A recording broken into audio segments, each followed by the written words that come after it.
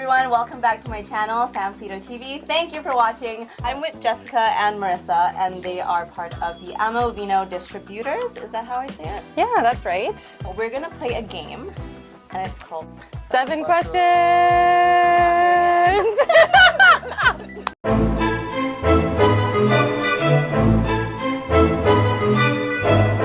Tell me what you do and what your business is about.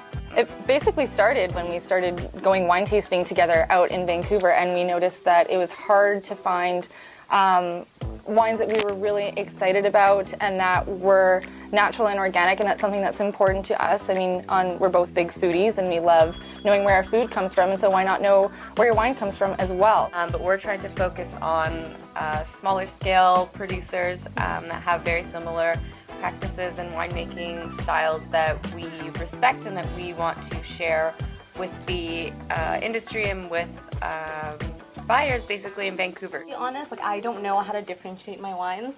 I can drink a $20 wine and I can drink a more expensive one, and I don't know. You're a great person to go drinking with then. Oh, yeah. Just give me a bottle now.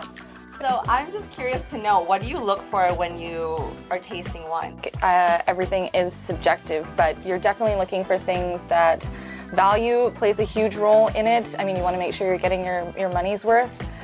We tend to love wines that are really acidic and food friendly and are made with a specific intention. So they're made, if they're a rosé, they're made with the intention to be a rosé as they're being grown. So I think humility in knowing that what you think is the best is definitely not what you're going to think is the best, Sam, or what Jessica. Yeah. Even between Jess and I, I'll love something, she'll hate it. We don't agree on everything as much as So you guys are really good friends. Yeah. So on the count of 3, you're each going to say each other's favorite wine.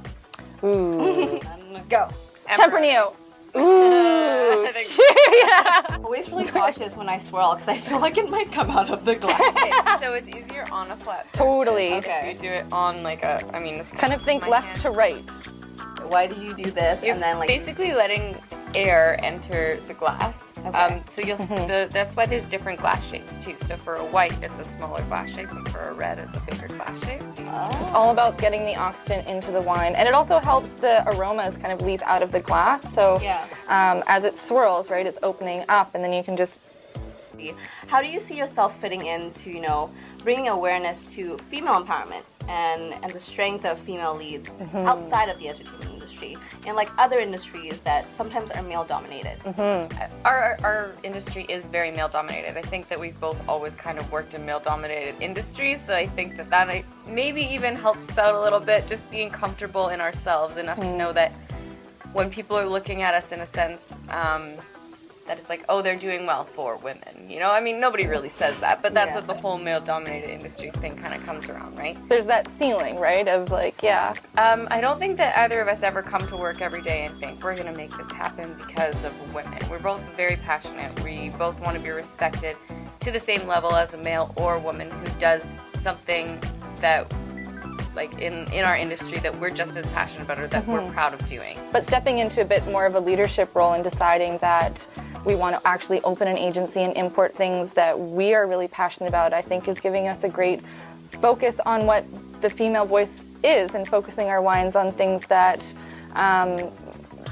mean a lot maybe more to women, in a sense that, knowing where your wine comes from, or having female winemakers, for example. But that's to say that at the end of the day, we're just passionate people that are bringing in stuff that we really like. By surrounding ourselves primarily with people that are about female empowerment, but not just about that, about equality in the workplace, about being passionate and about having an equal respect about anybody that is trying to accomplish the same, or to work toward the same goal. Tell me your craziest story over wine intoxication. Now go. Wait, ours or other people's? You guys have one piece of advice to give to somebody who also wants to get into the same industry as you are. What would you say to them? Basic wine education. It's not necessary, but I think it's helpful. Yeah. There's lots of different courses that you can take in Vancouver. I think they're fun anyways, and you know what? It's not just for the actual education aspect of it, but it's for the networking that you do. I think another thing as well is just to believe in yourself no matter like what anyone's gonna say, because you're gonna have people that are gonna either judge you or tell you that you can't do something regardless of your ability. Pretty much any agent in BC, and they're gonna tell you it's not an easy way to make money. If you want to do that, you can very well go into other avenues of wine, but at the end of the day, you're responsible for a lot, and part of that is teaching people about wine and bringing in things that you can be proud of. Thank you, Jess, and thank you, Marissa. Thank so you, much Sam. again for all your amazing answers. And you guys, don't forget to subscribe, like, and comment if you like what you see, and comment below. Let me know what you want to see more of. Happy Thursday, and we're gonna throw some confetti. 2, 3. Happy New Year!